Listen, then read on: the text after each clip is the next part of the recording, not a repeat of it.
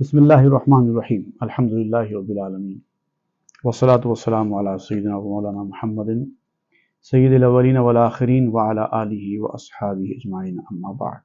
سورہ یونس گزشتہ کے درس میں ہم نے شروع کیا تھا، پہلا رکوع ہوا، آج ہم دوسرا رکوع پڑھیں گے۔ گزشتہ کے رکوع کے وقت پہ یہ بتایا گیا تھا کہ اس رکوع میں 10 آیتیں ہیں اور اس رکوع میں بھی 10 آیتیں ہیں۔ اسی طرح آپ کو مسلسل 4 رکوع تک اس سورے میں 10 آیتیں ہی ملیں گی۔ یہ عجیب و غریب معجزانہ بیٹھک ہے اس سورے کی۔ سورہ نمبر بھی 10 ہے۔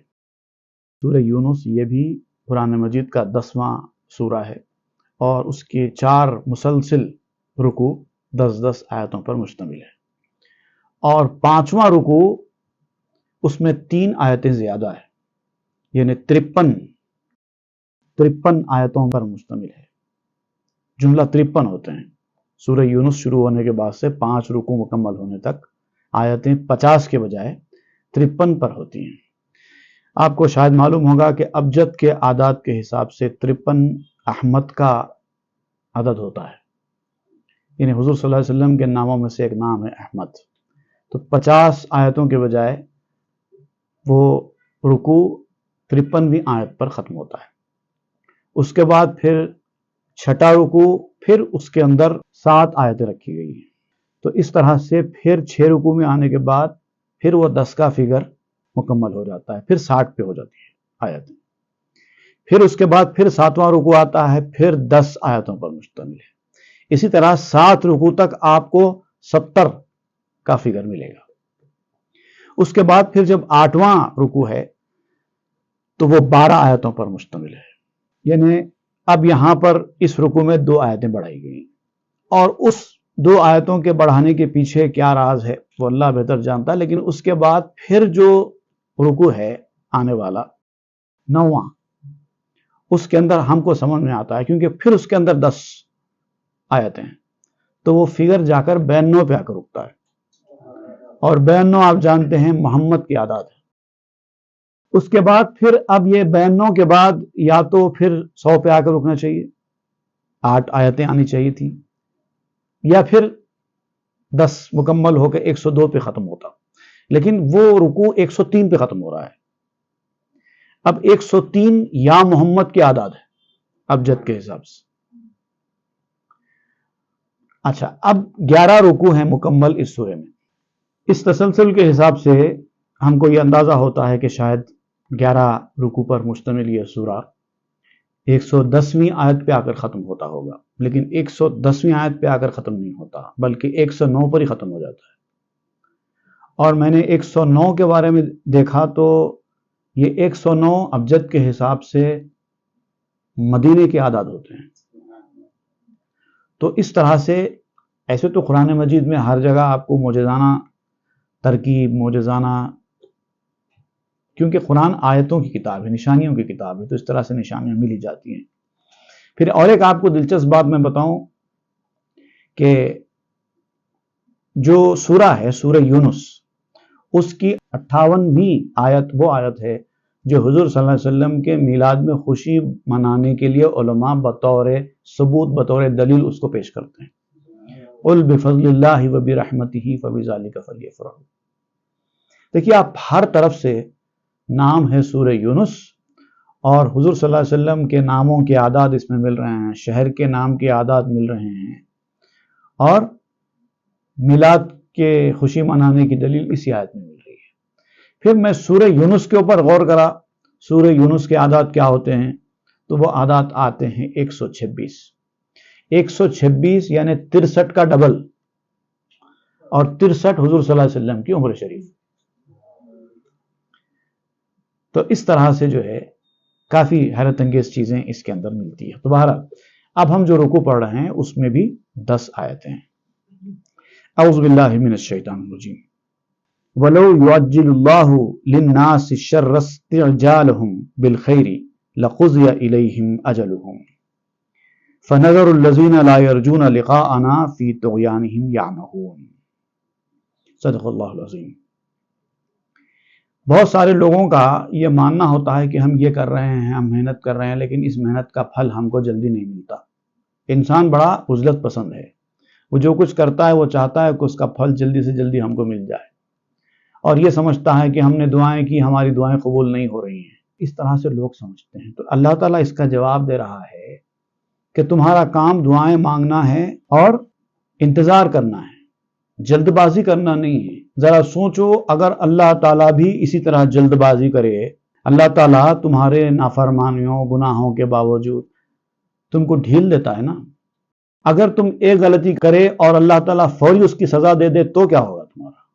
تم ایسی ایسی غلطیاں کرتے ہو کہ اصولاً اگر اللہ تعالیٰ نے اپنے انصاف کا معاملہ کیا تو ایسے ہی تم نے غلطی کی، ایسے ہی تم کو سزا مل جانی چاہیے، لیکن اللہ تعالیٰ ایسا نہیں کرتا، مہلت دیتا ہے، چھوٹ دیتا ہے، توبہ کرنے کا وقت دیتا ہے، تحمل و بردباری کا مظاہرہ کرتا ہے۔ تم کیوں نہیں کرتے صبر کا مظاہرہ، تحمل کا مظاہرہ؟ جلد بازی کیوں کرتے ہو؟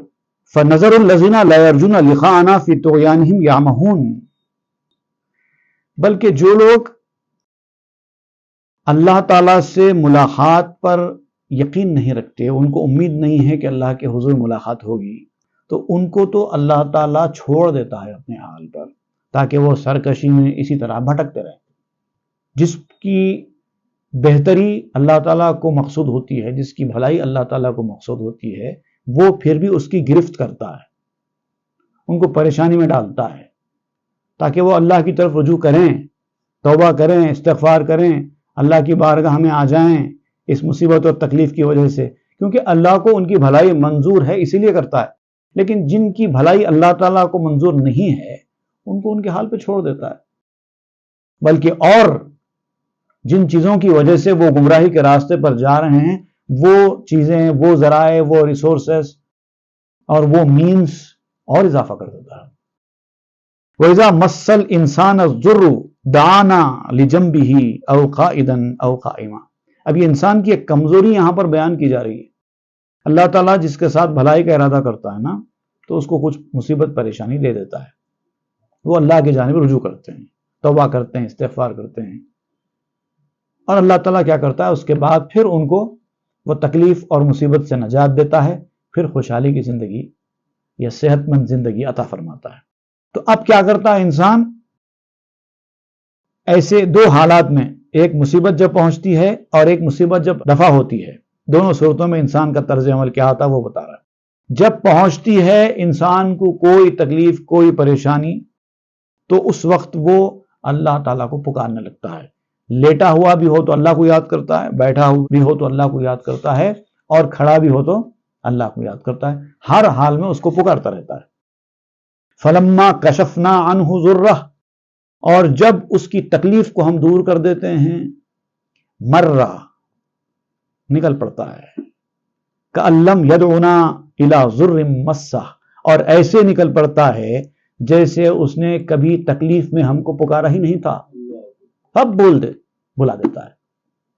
وہ تکلیف اور وہ تکلیف میں اس کا پکارنا، وہ گڑ گڑانا، وہ توبہ کرنا، سب بلا دیتا ہے، جیسے کہ کچھ ہوا ہی نہیں تھا۔ كَذَلِكَ زُيِّنَ لِلْمُسْرِفِينَ مَا كَانُوا يَعْمَلُونَ، اسی طرح جن کو گمراہی کے راستے پر ڈالنا ہوتا ہے تو ہم ان کو حد سے گزرنے والے گمراہی کے راستے پر چھوڑ دیتے ہیں، اور ان کے لیے راستے کو اور آراستہ کر دیتے ہیں، دنیا کو اور ان کے لیے خوبصورت بنا کر پیش کرتے ہیں، اٹریکٹیو بنا دیتے ہیں۔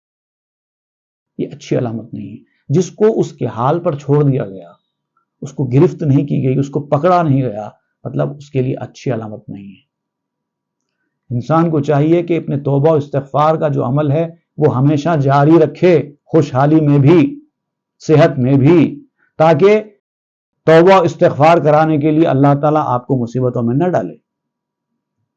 اللہ تعالیٰ آپ کی بھلائی چاہتا ہے تو توبہ و استغفار کرانے کے لیے آپ کو تکالیف دیتا ہے۔ اگر آپ خوشحالی میں ہی توبہ و استغفار کرتے رہیں تو اللہ تعالیٰ کیوں دے گا آپ کو تکلیف؟ وَلَقَدْ أَهْلَكْنَا الْقُرُونَ مِنْ قَبْلِكُمْ لَمَّا ظَلَمُوا وَجَاءَتْهُمْ رُسُلُهُم بِالْبَيِّنَاتِ وَمَا كَانُوا لِيُؤْمِنُوا كَذَلِكَ نَجْزِي الْقَوْمَ الْمُجْرِمِينَ۔ ہم نے برباد کر دیا اس سے پہلے کئی قوموں کو جو تم سے پہلے تھی، اس لیے کہ انہوں نے زیادتیاں کی، حکم کی نافرمانیاں کی، حالانکہ ان کے پاس روشن اور واضح کلیئر دلیلیں لے کر رسول آئے تھے، اس کے باوجود بھی وہ ایمان لانے والے نہیں بنے۔ ایک وقت تک ان کو چھوٹ دی گئی، مہلت دی گئی، اس کے بعد جب ان کی گرفت ہوئی تو اتنی شدت کے ساتھ گرفت ہوئی کہ اب وہاں سے بچ کے نکلنے کا کوئی راستہ نہیں تھا۔ کذالک نجزی القوم المجرمین، اور جو مجرم قوم ہوتی ہے ان کے ساتھ ہم ایسا ہی کرتے ہیں، ایسی ہی سزا دیتے ہیں۔ ثم جعلناکم خلائف فی الارض من بعدہم لننظر کیف تعلمون۔ یہ جو قومیں گزری ان میں جو سرکش اور نافرمان لوگ تھے ان کو اللہ تعالیٰ نے ایک مہلت کے بعد، ایک وقت دینے کے بعد ان کو تباہ برباد کر دیا۔ لیکن کچھ اچھے لوگ بھی دنیا میں تھے اس وقت بھی، جو اطاعت گزاری فرما برداری کے راستے پر تھے، نیک تھے، اولیاء تھے۔ ان انبیاء کرام کی امتوں میں جو اولیاء گزرے ہیں یقیناً گزرے ہیں، کہیں کم کہیں زیادہ، لیکن اچھے لوگ بھی گزرے ہیں۔ تو اب جو دیگر بعد میں آنے والی قومیں ہیں وہ لوگ بھی ان کے جانشین ہی ہیں۔ قوم بدل گئی، لوگ بدل گئے، لیکن جانشینی تو وہی چلتی آ رہی ہے۔ اچھے لوگوں کے جانشین اچھے لوگ ہیں، برے لوگوں کے جانشین برے لوگ ہیں۔ جانشینی اور خلافت جس کو کہتے ہیں وہ اصل میں ہوتی ہے یہی، آپ مشن کو کس کے آگے بڑھا رہے ہیں، آپ ان کے جانشین ہیں۔ جن کے راستے پر چل رہے ہیں آپ ان کے جانشین ہیں۔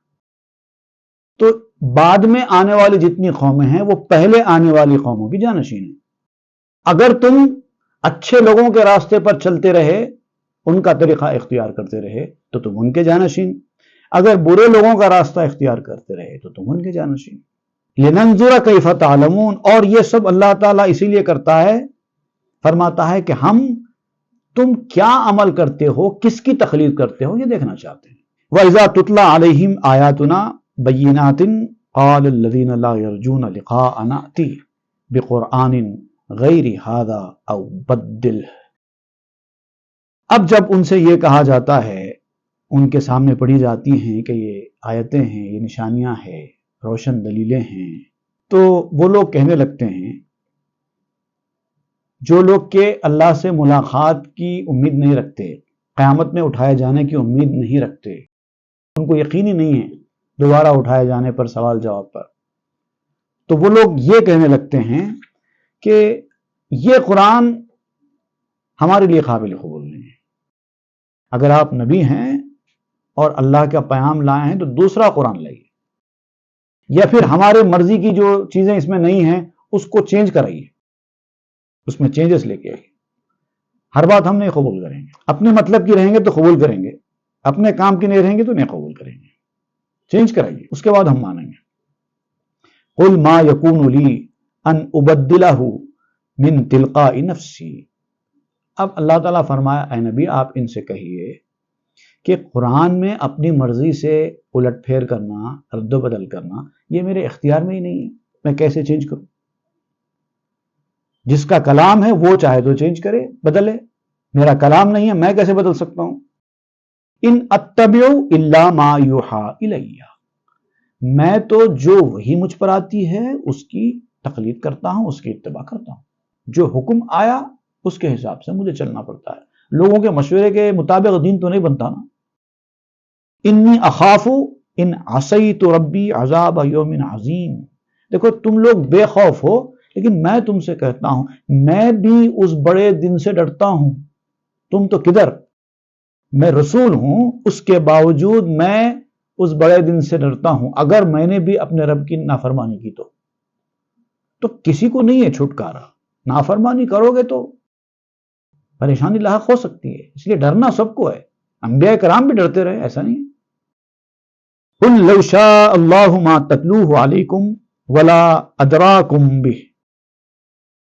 اے نبی آپ ان سے کہہ دیجئے اللہ تعالیٰ کو تمہاری بھلائی مقصود ہے، تمہاری ہدایت مقصود ہے، اسی لیے وہ رسول کو بھی بھیج رہا ہے، قرآن بھی نازل کر رہا ہے۔ اگر اس کو یہ منظور ہی نہ ہوتا، اگر وہ یہ چاہتا ہی نہیں تو نہ آیتیں نازل ہوتی، نہ میں تمہیں آیتیں پڑھ کر سناتا، نہ تم کو ہدایت کا راستہ بتایا جاتا۔ سیدھا تم کو گمراہی کے اندھیروں میں چھوڑ دیا جاتا، تم بھٹک جاتے، تم کو پکڑ کر دوزخ میں ڈال دیا جاتا. فقد لبثت فیکم عمرا من قبلہ. اب دیکھیے یہ بڑی لاجیکل بات یہاں پر بتائی جا رہی ہے کہ اے نبی آپ ان سے کہیے تم کو میری باتوں پہ یقین نہیں ہے. میں کہہ رہا ہوں کہ یہ اللہ کا کلام ہے، خدا ایک ہے، اس کی عبادت کرو، یہ بت پرستی چھوڑو. یہ جو باتیں میں تم سے کہہ رہا ہوں، ایسا نہیں ہے کہ کوئی اننون آدمی جس کو آپ پہچانتے ہی نہ ہو وہ آ کر آپ سے کچھ بات کہہ رہا ہے. میں زندگی کا ایک بڑا وقت تمہارے ساتھ گزار چکا ہوں، 40 سال کی مدت میں تمہارے ساتھ گزار چکا ہوں. تم میری زندگی کے ایک ایک لمحے سے واقف ہو. تم کو مجھ پر کتنا اعتماد ہے، میری باتوں کو تم کتنی اہمیت دیتے ہو، سب میں نے دیکھا ہے اور تم بھی جانتے ہو. ایک عمر میں نے تمہارے ساتھ گزاری ہے کہ تم اتنا بھی نہیں سمجھ سکتے. افلا تعقلون. ایک آدمی جو 40 سال تک تمہارے بیچ رہ کر زندگی میں کبھی جھوٹ نہیں کہا، کبھی خیانت نہیں کی، کبھی کوئی ایسا عمل نہیں کیا جو ایام جاہلیت میں عام تھا. گندگیاں عام تھے، برائیاں عام تھے، جھوٹ غیبت حسد جتنی برائیاں تھیں مکمل عام تھی. اور ایسے گندے ماحول میں پیدا ہونے والی شخصیت ایسا نمونہ پیش کرتی ہے، وہ بھی 1 2 3 4 سال نہیں، 40 سال کا طویل وقفہ، اور کوئی برائی نہیں، کوئی گندگی نہیں، کوئی کمی نہیں، کبھی جھوٹ نہیں. اس کے بعد میں تم سے کہہ رہا ہوں، اس کے بعد بھی تم کو یقین نہیں آتا ہے. یہ تو بڑی تعجب خیز بات ہے. فمن اظلم ممن افترى على الله كذبا او كذب بآياته. اب تم کہتے ہو کہ میں قرآن میں تبدیلی کروں. یاد رکھو اس سے زیادہ ظالم کوئی نہیں ہے جو اپنی مرضی سے اللہ کے کلام میں تبدیلی کرے، یعنی اللہ کے اوپر جھوٹ باندھے، تہمت باندھے کہ اللہ نے ایسا کہا ہے. اس سے بڑا ظالم اور کون ہوگا کہ اللہ کے اوپر بہتان لگائے، الزام لگائے کہ اللہ نے ایسا کہا جبکہ اللہ نے کہا ہی نہیں.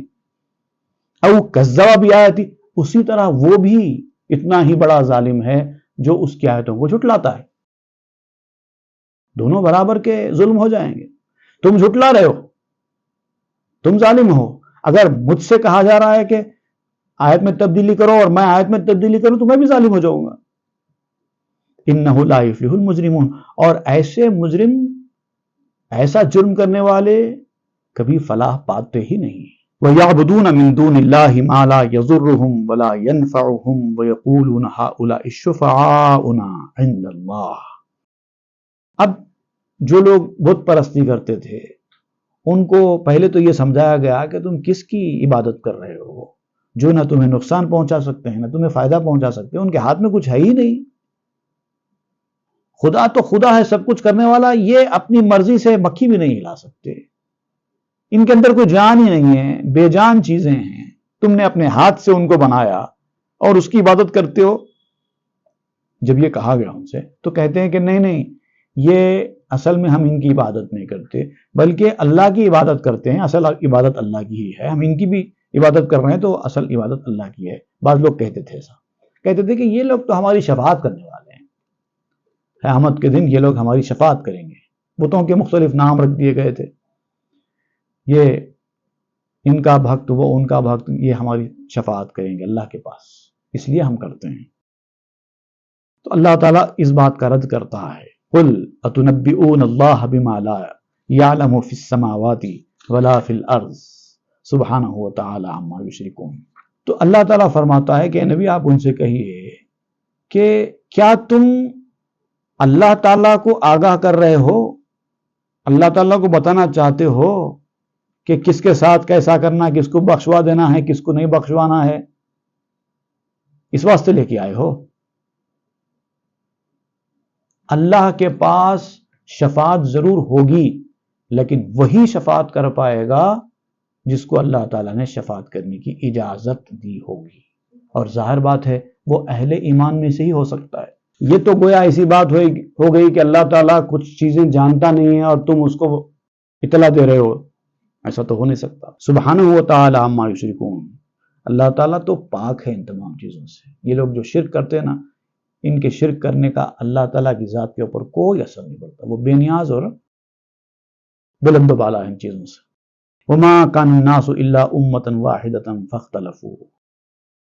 ابتدا میں لوگ پورا امت واحد بنے تھے، ایک تھے، اپنے مقصد میں اپنے انداز میں ایک تھے، لیکن بعد میں اپنی اندر کی خرابیوں کی وجہ سے اختلافات پیدا ہو گئے۔ جب ہر کسی کا گول ایک ہوتا ہے، سب ایک مقصد کے لیے کام کرتے ہیں، تو ان کے اندر اختلافات نہیں پیدا ہوتے۔ اگر طریقے کی تبدیلی کی وجہ سے، نظریات کی تبدیلی کی وجہ سے اگر کبھی اختلاف پیدا ہوتا ہے تو وہ ایک ٹیمپرری ہوتا ہے اور فوری ختم بھی ہو جاتا ہے۔ اگر مقصد سب کا ایک ہے تو کبھی ڈیفرنسز نہیں آئیں گے، لمبے ڈیفرنسز تو نہیں آتے، چھوٹے موٹے چیزیں آتے ہیں، وہاں کا ختم بھی ہو جاتے ہیں۔ لیکن جو لوگ کج روی کا طریقہ اختیار کر کے رکھتے ہیں، ضد اور سرکشی کا طریقہ اختیار کرتے ہیں، وہ ہمیشہ اختلاف کرتے رہتے ہیں۔ وَلَوْلَا كَلِمَةٌ سَبَقَتْ مِنْ رَبِّكَ لَقُضِيَ بَيْنَهُمْ فِيمَا فِيهِ يَخْتَلِفُونَ۔ اگر یہ بات پہلے سے طے شدہ نہ ہوتی آپ کے رب کی طرف سے، تو ان لوگوں کے درمیان فیصلہ کر دیا جاتا جن میں وہ اختلاف کرتے ہیں۔ مطلب دنیا کا جو معاملہ ہے اللہ تعالیٰ نے پہلے سے طے کر دیا نا، تو اس کے مطابق ہی دنیا چلے گی۔ اگر یہ پہلے سے ہر چیز طے نہ ہوئی ہوتی تو اللہ تعالیٰ ان کے اختلاف کی وجہ سے ان کو سزا دیتا تھا، اختلاف دور کرتا تھا، لیکن اللہ تعالیٰ نے چھوڑ دیا ہے کیونکہ یہ سب پہلے سے فکس ہے، اس کے مطابق ہی دنیا چل رہی ہے۔ وَيَقُولُونَ لَوْلَا أُنزِلَ عَلَيْهِ آيَةٌ مِّن رَّبِّهِ۔ اب جب آیتیں پڑھ کر ان کو سنائی جاتی ہیں کہ اللہ نے یہ آیتیں نازل کی ہیں، تو کہتے ہیں ٹھیک ہے آپ کے اوپر اللہ نے آیتیں نازل کی ہوں گی، ہم پہ کیوں نہیں کرتا؟ اگر ایک 10-20 آیتیں آپ کے اوپر نازل ہو رہی ہیں تو ایک آیت ہم پر بھی نازل ہو جاتی ہے۔ یعنی جہالت کی انتہا دیکھیے آپ،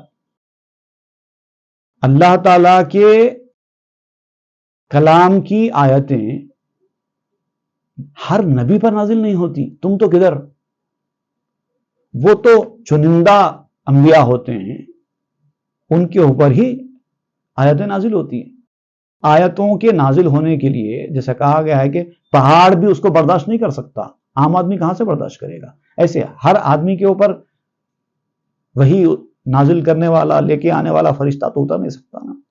لیکن جہالت تھی، کسی طرح ہٹ درمی اور سرکشی کا مظاہرہ کرنا تھا، غیر ضروری ہیلے حوالے بہانے کرتے رہے۔ فَقُلْ إِنَّمَا الْغَيْبُ لِلَّهِ فَانْتَظِرُوا۔ تو اب آپ کہیے کہ ایسی باتوں کا جواب ان لوگوں کو دینے کی ضرورت نہیں ہے، یہ بیکار کی بات ہے، غیر ضروری کٹ حجتی ہے۔ آپ کہیے کہ بس غیب کی باتیں تو اللہ تعالیٰ ہی جانتا ہے، اب وہ سب اس کی ملکیت تو اللہ تعالیٰ کی ہے۔